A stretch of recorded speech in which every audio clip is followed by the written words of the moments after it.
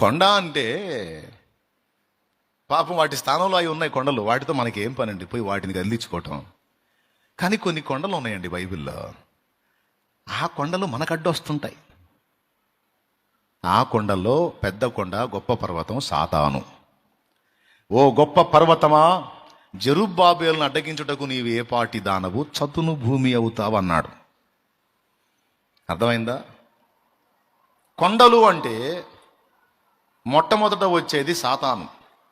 ఇక్కడ ఎవరైనా 7 కొండలు కానీ లేకపోతే మామూలు కొండలు కానీ ఉంటే నన్ను అనుకోదే, కొండలు అనగానే సాతానని నన్ను అన్నాడని చాలామంది అనుకునేరా. ఓ కొండలో నేను కాదు, కొండలో బాయ్ కొండలని పేరు కలిగిన వాళ్ళు ఎవరైనా అంటే అట్లా అనుకోవద్దాయా. కొండయ్య కానీ, కొండమ్మ కానీ, కొండలు కానీ ఎవరన్నా అనుకోవద్దే. నేను చెబుతుంది యేసు ప్రభు చెప్పిన కొండ, ఆ కొండకి మరో పేరు పర్వతం.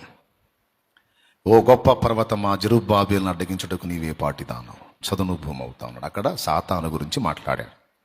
అలాగే కీర్తనలో దావీదు కూడా కలవరపడి నేను కొండల వైపు నా కన్నులు ఎత్తుదునా. అక్కడ దావీదు ప్రస్తావించిన కొండలు ఎవరంటే, సహాయము కొరకు మనం చూసే వ్యక్తులు.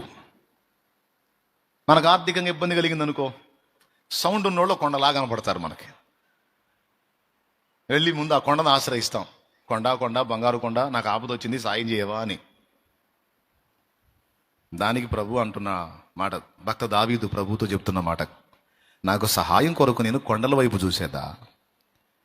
కొండలు చూడటానికి కొండలే కానీ ఆపత్కాలమున ఏ కొండ అక్కరకు రాదని నాకు తెలుసు. సహాయము నీ యొద్ద నుంచే రావాలి నాకు.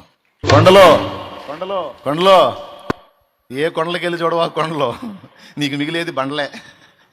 మనుషుల సాయము వ్యర్థము, రాజుల సాయము పెద్ద పెద్ద మాటలు చెప్పొచ్చు, నీకు భరోసాలు ఇవ్వచ్చు, కానీ బాధలు కలిగిన వేళ అడ్రస్ కూడా దొరకవు ఈ కొండలు. అందుకే నీ కొండ, నీ బంగారు కొండ యేసయ్యే కావాలి.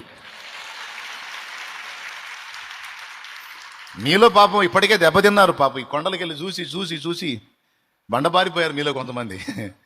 అనుభవం వచ్చిందిలే మీలో కొంతమందికి. ఇంకా చూడమన్నా చూడరు. ఫలానా ఆయన ఉన్నాడుగా, నీకేం కొండ లేదు, బోడి గుండు లేదు, పోరా బాబు. ఎవడురా నాయనా, నాకు దేవుడు తప్ప ఎవడు లేడు, ఎవరి మీద ఆనుకోను కూడా. Praise the lord. అది యేసయ్య చెప్పిన కొండేమో సైతానుగాడు.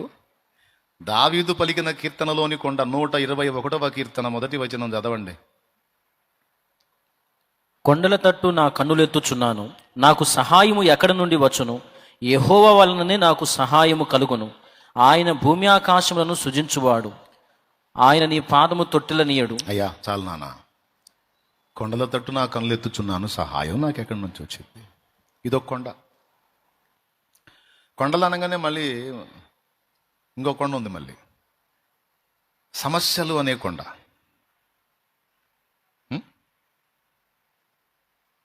కొన్ని కొండలాంటి సమస్యలు వస్తాయి. అబ్బా ఇక మనం దాటలేమరా, అయిపోయిందిరా మనకు అనిపిస్తుంది.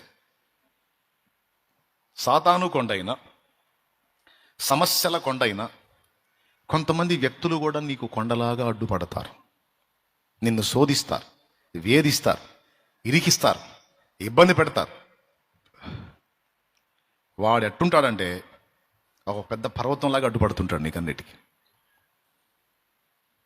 ఇలాంటి కొండలన్నిటిని కూడా నీవు మనస్సున సందేహింపక విశ్వాసమును బట్టి, నీవు ప్రభు నామాన్ని బట్టి నువ్వు గద్దించి వాటిని, ఏ కొండ యేసునామములో ఆజ్ఞాపిస్తున్నా లేచి వెళ్ళి సముద్రంలో పడవే అని నువ్వు ఆజ్ఞాపిస్తే, మనసులో సందేహించకుండా ఖచ్చితంగా అవన్నీ అడ్డు తొలుగుతాయని చెప్తున్నాడు ఆయన. సాతాను అనే కొండ, మనుషులనే కొండ, శ్రమలనే కొండ, శోధనలనే కొండ, వ్యసనములనే కొండ. ఏది నువ్వు ఎక్కలేకపోతున్నావో, ఏది నిన్ను అడ్డగిస్తుందో అది చదును భూమి అయ్యేటట్టు నా దేవుడు చేస్తాడు. అయితే మనస్సున సందేహింపక నువ్వు ఆజ్ఞాపించమన్నాడు. విశ్వాసముతో దేవుని వైపు చూచి విశ్వాసాన్ని బట్టి నువ్వు పలుకు, ఆజ్ఞాపించు, దాన్ని అడ్రస్ చెయ్యి, వెళ్ళిపోతుంది అన్నాడు. అందుకే ఏది నీకు అడ్డొచ్చిందో, ఏ సమస్య నీకు కొండలాగా బండలాగా తయారైందో దాన్ని ఆజ్ఞాపించు విశ్వాసంతో. అది తొలగిపోతుంది అన్నాడు. అది ఇంకా కొండలు, వేరే కొండలు ఉన్నాయి, మనం ఎక్కాల్సిన కొండలు ఉన్నాయి. ఆ కొండలు మళ్ళీ వెళ్ళి సముద్రంలో పడమనకూడదు. ఆ కొండల్ని ఎక్కాలి మనం. ఆ కొండలో ఒక కొండ పరిశుద్ధత అనే కొండ. అర్థమైందా? గోల్గోతా యేసయ్య ఎక్కాడు కొన్ని కొండలు. దేవుని ధర్మశాస్త్రం సినాయి కొండ మీద దొరికింది. దేవుని దర్శనం హోరేబు కొండ మీద దొరికింది మోషేకి. మోషే ఏ పర్వతం మీదకి ఎక్కి తనువు జాలించాడు? పిస్గా పర్వతం ఎక్కి. స్తోత్రం. అదేనా? ఏ పర్వతం ఎక్కి మృతి పొందం అన్నాడు చూడు, ఉపదేశకాండం చివరిలో ఉంటుంది.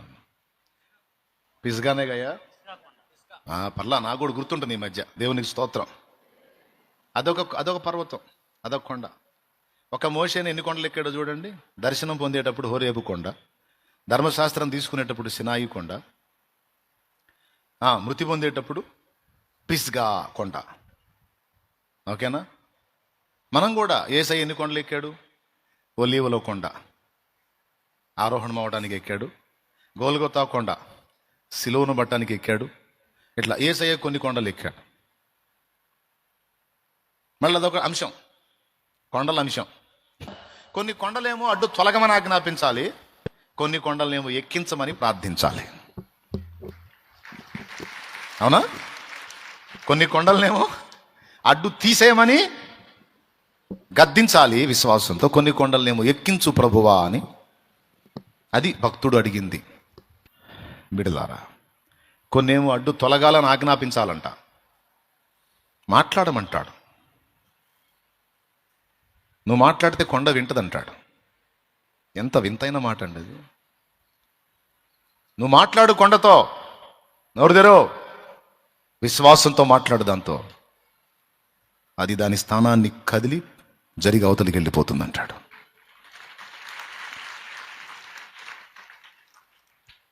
నువ్వు ఎన్ని రకాల ఒత్తిళ్లలో గుండా ప్రయాణం చేస్తున్నావు. సైతానుగాడే వచ్చి నీ త్రోవలు అడ్డు నిలబడ్డా, మనుషులే వచ్చి నీ త్రోవలు అడ్డు నిలబడ్డా, సమస్యల వలయమే వచ్చి నిన్ను చుట్టేసినా, నీ త్రోవకు అడ్డుగా నిలిచిన మనస్సున సందేహింపక విశ్వాసాన్ని బట్టి దేవుని నామాన్నెత్తి దాన్ని గద్దించమన్నాడు, దాంతో మాట్లాడమన్నాడు. కొండతో మాట్లాడు, పోతుందన్నాడు. మనం కొండతో మాట్లాడంగానే కొండను గురించి మనుషులతో మాట్లాడుతుంటాం. దేవుడు చెప్తున్నాడు డైరెక్ట్గా కొండతోనే చెప్పే. కొండ అంటే ఏంది? మళ్ళీ రాళ్ళు రప్పలు ఉన్నదా? సైతానుగాడు ఒక కొండ, సైతాను సంబంధులు ఒక కొండ, సైతానుగాడు కల్పించే సమస్యలు ఒక కొండ. ఇవే కదా ఇప్పుడు నేను గుల్ల చేస్తుంది. కొంతమందినేమో మనుషులు ఇబ్బంది పెడుతున్నారు. అప్పులు పాపం కొంతమందిని ఎంతగా అంటే, అప్పిచ్చినోడు కనపడితే పెద్ద కొండ కనపడ్డట్టే. అయిపోయాను రా బాబు అని నేను చెప్తున్నాను. అవన్నిటినీ కొంతమంది అంటారు, అప్పులు కొండల్లా పెరిగిపోయినాయి అయ్యా, తరిగేటట్టు కనపట్టలేదయ్యా అని. నేను చెప్తున్నా, రోజు నువ్వు మాట్లాడంతే మోకాళ్ళేసి. ప్రభుతో మాట్లాడు, కొండను ఆజ్ఞాపించు. ప్రభుతో మాట్లాడు, దారి తొలగమని కొండతో మాట్లాడు. పోయిది యేసునామాలు అడ్రస్ లేకుండా. మనస్సున సందేహం పెట్టుకోవద్దు, విశ్వాసంతో పలుకును అంతే. కొండలాంటి సమస్యలు నిన్ను, నీ కుటుంబాన్ని, నీ ఇంట వ్యక్తులని చుట్టుముట్టినేమో, వాళ్ళని శోధించి ఆ కొండలాంటి సమస్యలతో నువ్వు మాట్లాడు, వాటితో మాట్లాడు. అవి వెళ్ళిపోతాయి. విడుదల పొందుతారు వాళ్ళు, విడుదల పొంది తీరతారు వాళ్ళు యేసు నామములో. ఆమేన్. అది వాళ్ళు డౌట్ పెట్టుకోవద్దు. ఎన్నిసార్లు ప్రార్థన చేసినా, ఎన్నిసార్లు గద్దించినా ఈ మాయదారుడు మారి సావట్లేదు, ఇది దినం చేయనుకోవద్దు. దేవునికి స్తోత్రం. ఆజ్ఞాపించంతే, నువ్వు కార్యం జరిగేంత వరకు ఆజ్ఞాపించంతే, నువ్వు ఖచ్చితంగా జయం వస్తుంది నీకు. నీ ఎదుట నిలిచి నిన్ను గెలిచేది ఏది లేదు, ఎందుకంటే ఆయన నీ పక్షాన ఉన్నాడు. నీ ముందు ఏ కొండున్నా, నీ వెనక ఆ పర్వతానికి మించిన మహాపర్వతం, మహాకాశములో పట్టజాలని వాడు ఆ మరే మీకు ఒక విచిత్రమైన వచ్చిందని చూపిస్తాను నేను. భలే గుర్తొచ్చింది. దేవునికి స్తోత్రం. ఇప్పుడు మనకి పర్వతాలు పెద్ద పెద్ద పర్వతాలు కదా. ఇప్పుడు దేవుడు ఎంత ఉన్నాడో మీకు పర్సనాలిటీ చూపిస్తా. నువ్వు అబ్బా ఈడు పెద్ద పర్వతం అయ్యాడు, ఈ సమస్య పర్వతమైంది, ఈ అప్పు పర్వతమైంది, ఈ రోగం పర్వతమైంది, ఈ సైతాన్ గడు పెద్ద పర్వతం అయ్యాడు అన్నాడు అనుకుంటారు కదా. ఈ పర్వతాలన్నిటినీ తక్కెట్లో చూసినోడు ఆయన. ఈ పర్వతాలన్నిటినీ తక్కెడ తెలుసా? తక్కెడ అంటే ఏంది? త్రాసు అంటే త్రాసు పాము కాదు. మళ్ళీ త్రాసు అనగానే బుస్సు అనుకునేరు, బుస్సు కాదు. త్రాసు అంటే తూకం అండి. తక్కెడ, తూకం, త్రాసు, కాట, ఇంకేం చెప్పాలి? ఓకేనా? ఇదంతా ఒకటే.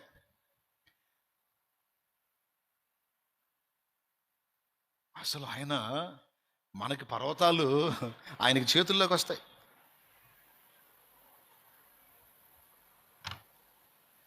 నీకు పర్వతం లాంటి ఏసైకి చేతికి కూడా రావు. స్తోత్రం. ఎన్నపూస కొలుస్తారే, సేరు, సవా సేరు అన్నట్టు, పావు సేరు అని, అట్లుంటుంది ఆయనకి. బాగా అర్థం చేసుకోండి. పర్వతాలు నీకు పర్వతాలు కానీ నీ వెనకున్న ఆయనకు పర్వతాలు కాదు అవి. నీకు పర్వతాలకు ఉన్నాయి, ఆయన చేతికి కూడా రావు. నేను చెప్పలా, యెషయా గ్రంథం 40వ అధ్యాయం 12వ వచనం చెప్పింది. నీ ముందు పర్వతం ఉంటే నీకు పర్వతం అయింది, దేవుడికి కూడా పర్వతం అయిద్దా? కొంచెం చెప్పండి. కొంచెం నీకు పర్వతం అయింది, దేవుడికి కూడా పర్వతం అయిద్దా? ప్రభా చూడనాయనా ఎంత ఉందో అన్నువంటే ఏంది ఇది? నేను చేతులతో తీసి తక్కట్లో పెడతా. అంత పెద్ద చెయ్యి కలిగినోడు ఆయన. నీకు కొండలన్నీ ఆయనకు చిన్న రాళ్లతో కూడా ఈక్వల్ కాదు. అలాంటోడు నీ పక్కన ఉన్నాడు. నువ్వు నమ్మితే, తలకాయ నిండా తట్టడు అనుమానం పెట్టుకుంటే నేను చెప్పలేను. కానీ విశ్వాసం కలిగి నీ హృదయంలో సందేహం లేకుండా విశ్వసించగలిగితే జీవము గల దేవుడు నిరంతరం నీతోనే ఉన్నాడు. కొండలాంటి సమస్యలు అనుమతించేది ఆయనే. నీలో ఆయన ఆశించిన పరివర్తన కలిగినప్పుడు వాటిని తొలగించేది ఆయనే. తెలుసుకుని నడుచుకో. భయపడొద్దు, కృంగిపోవద్దు, కుమిలిపోవద్దు, దిగులు పడొద్దు, విచారపడొద్దు, విస్మయం అందొద్దు, విశ్వాసం ఉంచు చాలు. ఆమె మరి ఇప్పుడు మాట్లాడతారా? కొండతో మాట్లాడతారా? దడుచుకుంటారా? ఏమని మాట్లాడతారు? ఇదిగో కొండ, మరే మాకు చీరాల సముద్రం ఉంది కానీ పోయి పడవా, ఇదిగో నిన్నే కొంచెం పోయి పడవా అంటావా? ఆజ్ఞాపించు, మాట్లాడు దాంతో. దేవుడు అంటున్నాడు, నిన్ను వేధించే సమస్యతో మాట్లాడమంటున్నాడు, నిన్ను పీడించే శోధనతో మాట్లాడమంటున్నాడు, నిన్ను అడ్డగించే దుష్టుడితో మాట్లాడమన్నాడు. ఏయ్, కల్వరి శిలువలో నా యేసు చిందిన రక్తము చేత ఓడిపోయిన వెధవన్నర వెధవా, నీకు నా దగ్గర జయము లేదురా, ఎందుకంటే గెలిచిన వాడు నాకు తోడై ఉన్నాడు. తొలుగుదారి మా రక్షకుడున్నాడు నా ఎదుటపో. అందుకే యేసు నామాన్ని వినియోగించమంటుంది, యేసు రక్తాన్ని వినియోగించమంటుంది. కాబట్టి ప్రియులారా, విశ్వాసముతో మనస్సున సందేహింపక మనం ఇలాగూ చేయాలి. అప్పుడు నీ కొండలన్నీ కూడా ఒక దారి అవుతాయి. అవి ఏవైనా కావచ్చు. ఇప్పుడు నువ్వు శోధించబడాయి. ఎంతమందికి విశ్వాసం ఉందో ఇప్పుడు నేను చెప్పింది జరిగిద్దని? నిజంగా ఉందా? రైట్.